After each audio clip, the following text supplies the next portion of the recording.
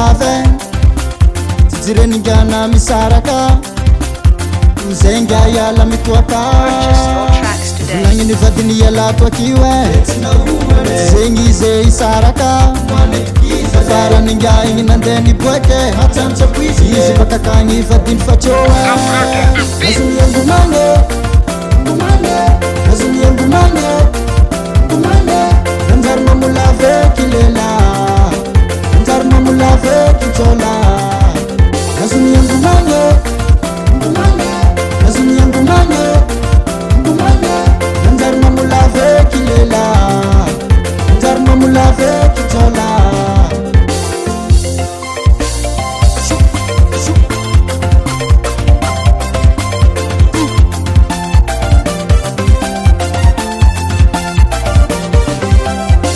Tinga ndekni saraka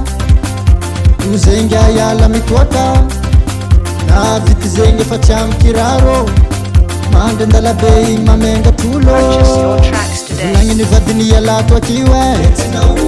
Zengi ze isaraka Fara ninga ingi nandeni bweke Izi bakakangi vadini fachowe Nazumi yangu mange Nazumi yangu mange Nanzar mamulave kilela Nanzar mamulave kichola Nazumi yangu mange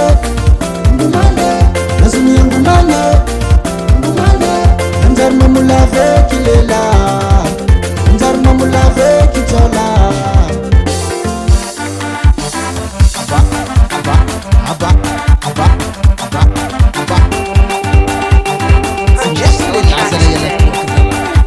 Ambilaze tuaka Yegilela ibetu Manja nga titangu Azuni mutoka nani nyana na ngavarate Na vitu chan kiraru Manja nga titangu manja mbarfi sananti Shelara mangazi Bambulela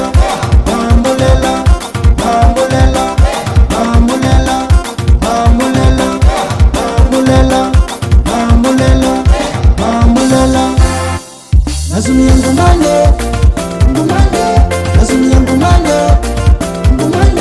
Nanzar mamulave kilela Nanzar mamulave kichola Nazumi yangu mange Nazumi yangu mange Nanzar mamulave kilela Nanzar mamulave kichola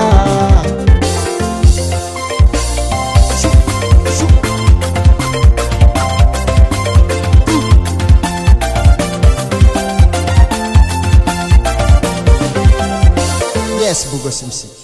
Chimalaza Record.